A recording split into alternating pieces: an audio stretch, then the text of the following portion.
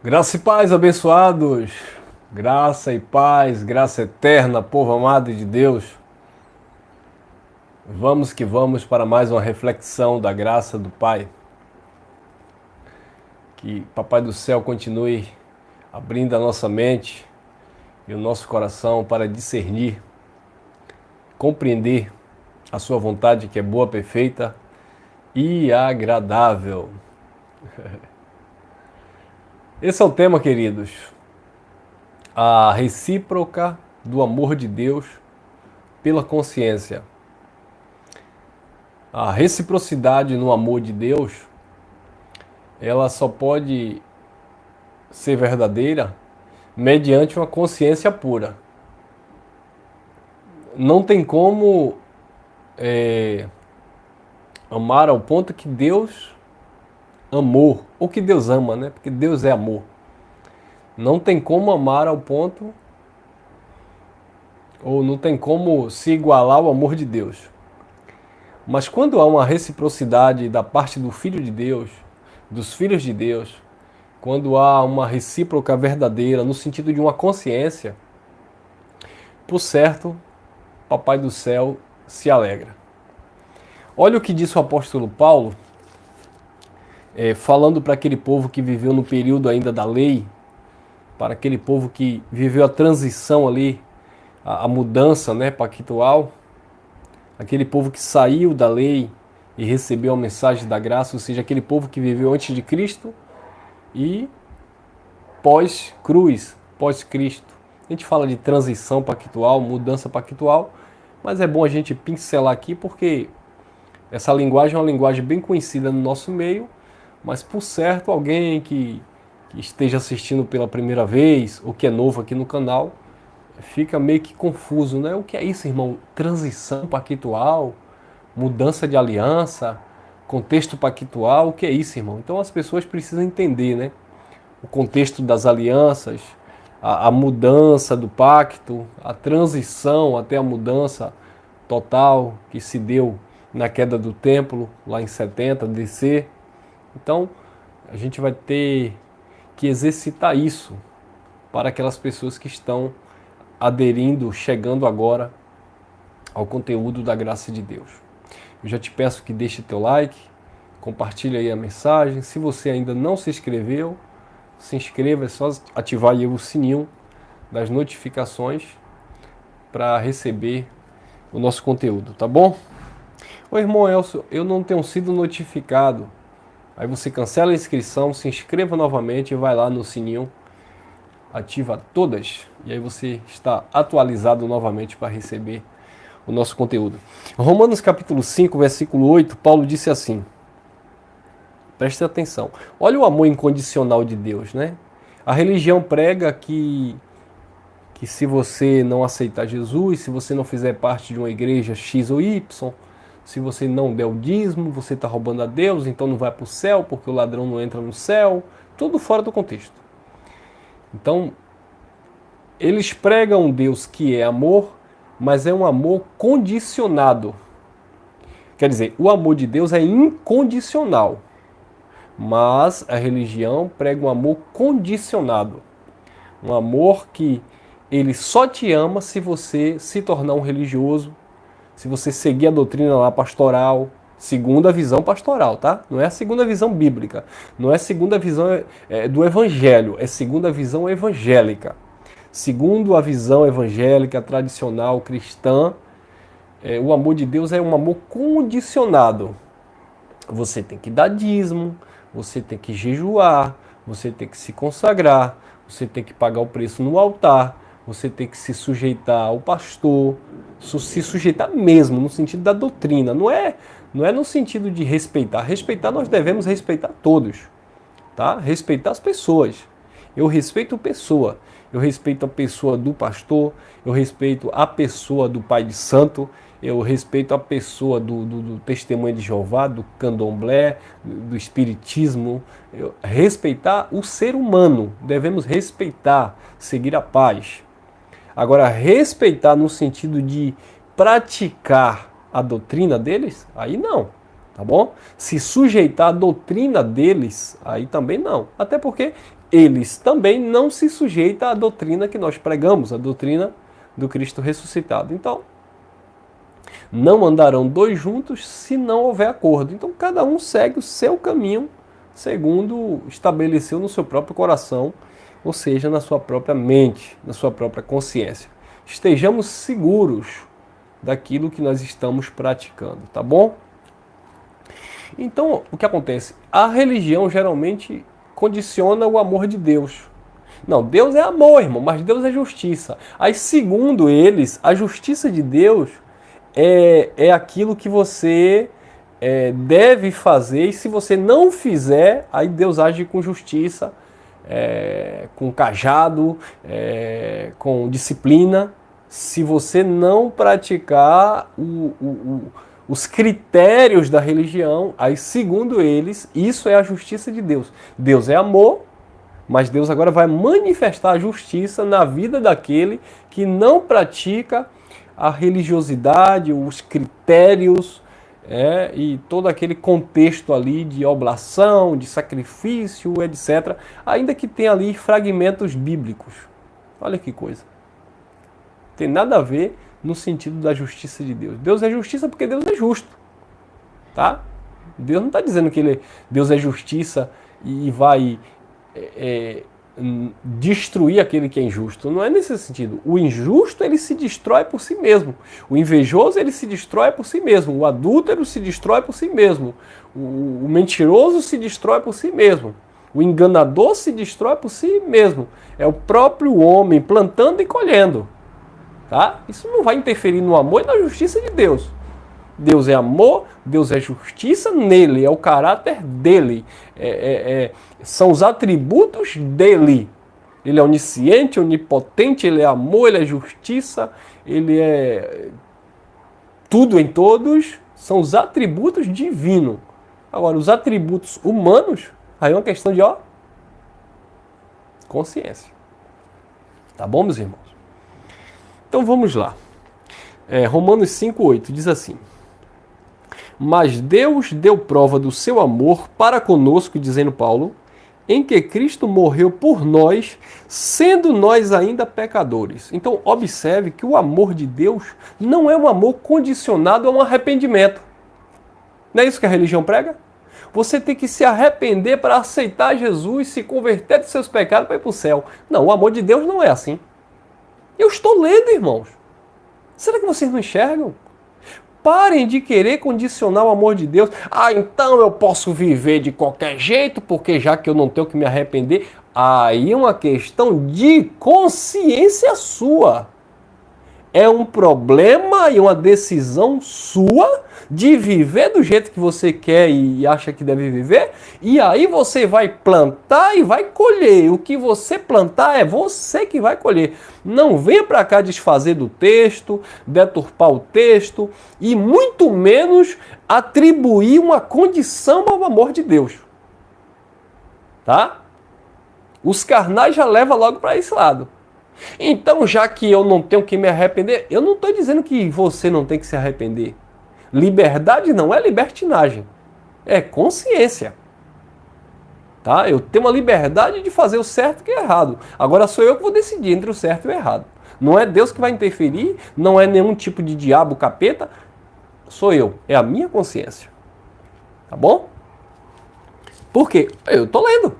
Romanos 5,8. Olha lá. Mas Deus deu prova do seu amor em que Cristo morreu por nós, sendo nós ainda pecadores. Então o que Paulo estava falando?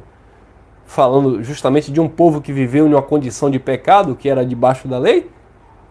Paulo não está dizendo que aquele povo deixou de pecar para que Deus amasse. Pelo contrário, Paulo está dizendo, olha, o amor de Deus é incondicional a ponto de Deus ter dado prova do seu grande amor em que Cristo morreu por nós, dizendo Paulo, sendo nós ainda pecadores. Então, Deus não me ama porque eu deixei de pecar. Deus não me ama porque eu abandonei o pecado. O amor de Deus é incondicional. Agora, esse amor dele para comigo, deve haver uma reciprocidade da minha parte. Eu entendo que Deus me ama a ponto dele não levar em consideração as minhas falhas, que eu quero retribuir esse amor dentro da minha capacidade de consciência. Quem está entendendo? Eu não vou retribuir o amor de Deus na sua totalidade, na sua plenitude. Ninguém ama igual o eterno Criador. Ninguém consegue amar o tanto que Ele ama. Mas eu vou, dentro da minha consciência limitada, dentro da minha estrutura de barro, dentro das minhas limitações, eu vou me esforçar não para ser amado, mas porque eu sou amado dele. É isso? Nós o amamos porque ele nos amou? Primeiro. Deus não te ama porque você ama e se arrependeu. Nós o amamos porque ele nos amou primeiro. É um amor incondicional. Então, Deus deu prova do seu amor em que Cristo morreu por nós, sendo nós ainda pecadores, dizendo Paulo dentro do seu contexto. O que é que está escrito em João capítulo 16, capítulo 3, versículo 16? Que a religião tanto prega, mas não entende. Olha lá, João, vamos lá, João capítulo 3, é isso mesmo? Capítulo 3, versículo 16. Vamos conferir? Vamos ler aqui, né? Para a gente se atualizar. 3,16. João, capítulo 3, versículo 16. Diz assim. Porque Deus, olha o emprego do verbo, amou. Porque Deus amou o mundo de tal maneira que deu o seu Filho unigênito para todo aquele que nele crê não pereça, mas tenha a vida eterna. Então, aqui não diz que Deus esperou o mundo amar. O mundo não ama Deus. Jesus diz: o mundo jaz no maligno. Né? Eu estou aqui sem traduzir a questão do mundo aqui, mas falando de uma forma simples e objetiva, já que Deus amou o mundo de tal maneira, as pessoas acham que o mundo vai abraçar Deus. O mundo não vai abraçar Deus. O mundo ignora Deus. Jesus disse: o mundo jaz no maligno. Ele disse: a paz que eu vos dou, o mundo não a dá. O mundo não tem paz para vocês. O mundo tem tribulação. Mas Deus amou o mundo de tal maneira que deu seu Filho unigênito. Deus deu prova do seu amor, que deu Cristo por nós, sendo nós ainda pecadores, dizendo Paulo dentro daquele contexto. Quer ver outro texto também interessante? Segunda carta de Paulo aos Coríntios. Olha o que diz. Eu li, vamos lá, segunda carta de Paulo aos Coríntios, no capítulo 5, no versículo... Segunda epístola de Paulo, 5,14. Porque o amor de Cristo nos constrange. Olha lá, o amor de Cristo, o amor de Deus. Porque o amor de Cristo nos constrange, julgando nós assim, que se um morreu por todos, logo todos morreram. 15. E ele morreu por todos para que os que vivem não vivam mais para si, mas para aqueles que por ele morreu e ressuscitou. E assim que daqui por diante a ninguém conheçamos mais segundo a carne, e ainda que tenhamos conhecido Cristo segundo a carne, já não conhecemos desse modo. 17. Assim que se alguém está em Cristo, nova criatura é. Por quê? Porque ele derramou desse amor. As coisas velhas se passaram, o contexto da lei, tudo se fez novo, a graça, a nova aliança. 18. E tudo isto provém de Deus, que nos reconciliou consigo mesmo por Jesus Cristo e nos deu o ministério da reconciliação. Versículo 19. Isto é, Deus estava em Cristo reconciliando consigo mesmo o mundo, não lhes imputando os seus pecados, e pôs em nós a palavra da reconciliação. Então, Deus não imputou pecado, Deus não amou esperando algo em troca. O amor de Deus é incondicional. Deus não condiciona o seu amor. Por isso que a salvação eterna não depende de você aceitar Jesus ou aceitar uma religião. A salvação eterna veio pelo próprio Deus, começou em Deus e terminou em Deus. Não tem nada que você possa fazer para alcançar a salvação eterna e não tem absolutamente nada que você possa deixar de fazer para perder a salvação eterna se você é um filho de Deus. Se foi eleito, escolhido nele em amor. Porque não tem um nome na testa quem é e quem não é. Tem as duas sementes, tem o bode e a ovelha, tem o joio e o trigo, tem o vaso de honra e o vaso de desonra. Quem é no espírito. Hebreus 2,14, visto como os filhos participam de carne e sangue. Então os filhos são espirituais. Deus não é pai da carne, Deus é pai do espírito. Isso é amor. Está consumado? Tetelestai? Amém, meus irmãos? Agora, e a nossa consciência? E a recíproca desse amor? Temos tido? Aí é uma questão pessoal. Para quê? Para que os carnais não venham para cá deturpar nossa fala. Então, toda vez que nós falamos do Evangelho da Graça, que nós não estamos debaixo da lei, estamos na graça do Senhor, que é eterna.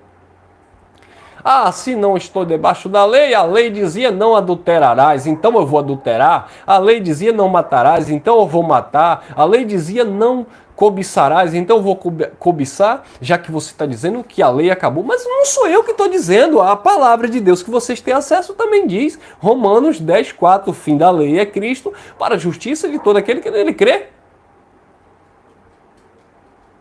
E outra coisa, Jesus deixou o maior mandamento de todos, o amor. Paulo disse 3,14 Colossenses que o amor é o vínculo da perfeição. Quem ama mata, quem ama trai, quem ama engana, quem ama mente, quem ama vai adulterar, quem ama vai mentir, vai ficar fazendo coisa errada. É uma questão de consciência. A lei dizia para não fazer e se a pessoa fizesse era punido. A graça nos ensina a não fazer, não para sermos punidos dentro da sentença de Deus. Para não fazer porque é errado. É uma questão de consciência. E se você insiste no erro, você vai colher. Não por causa da lei. A lei você plantava e você colhia dentro do contexto da lei. Havia pecado na lei que era para a morte. Aí João disse, e por esse tipo de pecado não adianta nem orar. Por exemplo, o adultério. Pecou, adulterou na lei, matava lá os adúlteros. Levaram para Jesus a mulher, segundo a lei, para ser apedrejada pela lei. Só que levaram errado, tinha que levar o casal. Levaram só a mulher, porque o intuito ali era pegar Jesus, era desafiar Jesus. Então na lei era assim. Agora na graça, se alguém adultera, não vai morrer apedrejado. Na lei morria apedrejado. Se você, homem, trair sua mulher, se você, mulher, trair seu esposo, existe uma lei para te apedrejar? Não existe nenhuma lei bíblica, existe a lei de Moisés. Aí quem está praticando a obra da lei deveria cumprir essa lei. E agora? Então os pastores que pedem dízimo, que fazem jejum, fazem sacrifício, guardam sábado, e por que não pode isso, por que não pode aquilo, porque eu estou guardando a lei? Quando houvesse uma situação de traição, de adultério na família, você deveria pegar como sacerdote para cumprir a lei e matar a pessoa apedrejada. E aí, você vai fazer isso? Vocês querem cumprir a lei? Vocês querem cumprir a lei de Deus que Deus deu a Moisés? Então, quando sua filha casar e não for virgem, você tem que apedrejar. Porque na lei era assim. E agora? Vocês querem cumprir a lei mesmo? 613 ordenações? Que era restrita para Israel? Que Cristo cumpriu na cruz, se tornou maldito no lugar do seu povo? O povo vivia debaixo de maldição, de um ministério de condenação e morte. O Filho de Deus foi para a cruz para cumprir a lei. Aí você quer viver a lei de Moisés? Não, irmão, mas a lei não era de Moisés, a lei era de Deus. Eu sei, abençoado, eu sei que a lei era de Deus. Só que a lei era de Deus e Deus deu a Moisés para aplicar a Israel. Você não lê Malaquias 4:4, não? Só sabe ler Malaquias 3:10 para pedir dízimo? Você não lê João capítulo 1, versículo 17, Moisés trouxe a lei, Jesus trouxe graça e verdade? Se você está em Cristo, está na graça. Se está na lei, está em Moisés. Se está em Moisés, tem condenação. Se tem pecado, tem punição. E agora? Cadê a consciência? Um irmão que recebe a palavra da graça, foi falar da graça para um pastor, ele disse na presença da esposa, então eu vou trair a minha esposa agora, porque já que não existe a lei, então eu posso adulterar. Isso já está no coração dele, na mente dele. Olha, observe que as pessoas não conseguem viver a liberdade de Cristo. As pessoas só conseguem viver debaixo do cabresto da religião. Medo de Deus, medo do diabo, medo disso, medo daquilo. Muitas igrejas, muitas instituições religiosas estão lotadas de gente, não é porque ama Deus. Todas as instituições religiosas estão lotadas de gente. Não é porque ama a Deus, é porque tem medo. Tem medo do pseudo-inferno, medo de Deus, medo do diabo, medo do demônio, medo daquilo, medo disso, medo da morte, medo disso. Não ama o Senhor. Quem ama o Senhor não está preso à religiosidade. Quem ama o Senhor está preso no amor de Deus. E a sua consciência.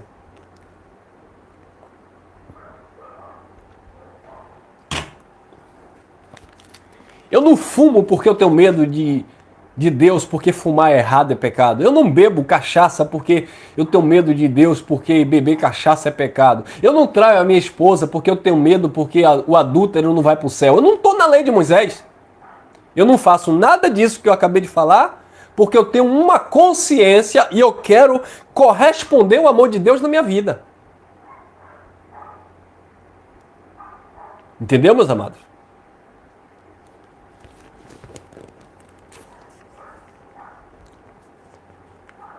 Olha o que diz em 1 João, capítulo 3, versículo 20.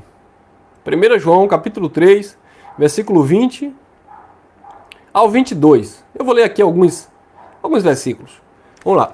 1 João, primeira carta de João, capítulo 3, versículo 20. Porque se o nosso coração nos condena, maior é Deus do que o nosso coração e conhece todas as coisas. Coração aqui é a mente, tá, abençoado? Que coração, o órgão que bombeia o sangue, não condena ninguém. Você já viu o coração, o órgão que bombeia o sangue, ficar te condenando? Não. Os sentimentos e a consciência é aqui, ó, na mente. Então, quando a Bíblia fala de coração, está falando de uma consciência. Não é a sua consciência que pesa quando você faz errado? Não é a sua consciência que entra em paz quando você faz o que é certo?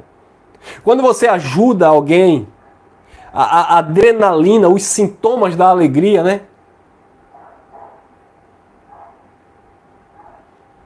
A adrenalina, sabe? A paz que você sente por você ter estendido a mão para alguém. Agora, quando você faz o mal a alguém, não vem também a consciência pesada? É o teu coração, é a tua mente, não é o teu coração órgão. É a tua consciência. Aí João diz, 1 João 3,20. Porque se o nosso coração nos condena, maior é Deus do que o nosso coração e conhece todas as coisas. Então, muitas vezes, a nossa mente nos condena.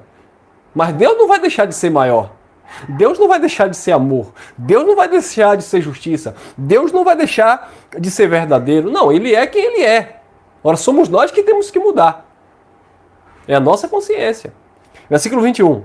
Amados, se o nosso coração não nos condena, é o meu caso, meu coração, a minha mente não está me condenando em nada.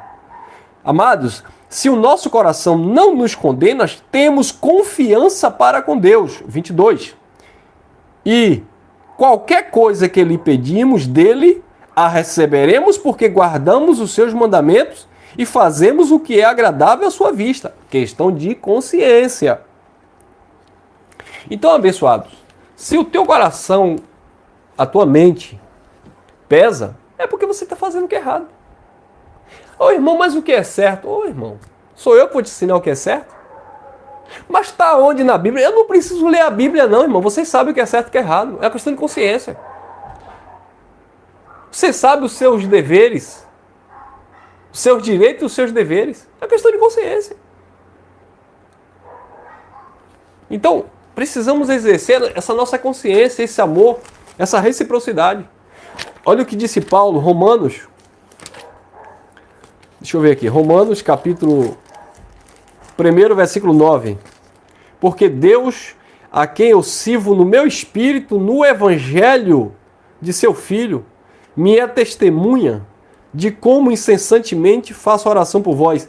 Porque o Deus a quem eu sirvo, onde? No meu espírito, na minha mente, na minha consciência. Romanos, capítulo 9, versículo 1. Romanos, capítulo 9, versículo 1, diz assim: em Cristo digo a verdade, não minto, dando-me testemunho a minha consciência no Espírito Santo. O Espírito da verdade. A minha consciência no Senhor. Viu aí? É aí que Deus se manifesta. Deus não se manifesta em um templo, Deus não se manifesta em uma arca da aliança, Deus não se manifesta em um copo com água orado, Deus não se manifesta em um óleo comprado no supermercado, Deus não se manifesta na caneta ungida, na vassoura, Deus não se manifesta em papel, em elementos, em toalhas, em meia, em camisa. Deus não se manifesta nesses pseudos altares, Deus não se manifesta no adivinhar o chassi do carro, Deus não se manifesta nessas coisas, nessas mentiras que existem por aí. Deus se manifesta na tua consciência. Na tua consciência. Amém? Ficamos por aqui, meus amados. Graça e paz. E que esse amor de Deus seja recíproco em nossa vida, no sentido da consciência. Tá bom? Que venhamos vencer as nossas limitações humanas, as nossas inclinações e paixões, para que o amor de Deus venha se manifestar através das nossas vidas, por causa de uma boa consciência. Disse Paulo, tudo é puro para os puros, mas para os contaminados tudo é impuro. Paulo disse, tudo é lícito, nem tudo convém, eu tenho consciência. Tudo me é permissível, tudo é lícito, mas eu não me deixarei dominar por nenhuma delas. Consciência. Não é porque eu posso fazer o que eu quero que eu vou fazer o que eu quero. Entendeu? Não é porque eu posso fazer o que eu quero que eu vou fazer o que eu quero. Eu tenho uma consciência para com Deus. Fui. Até a próxima.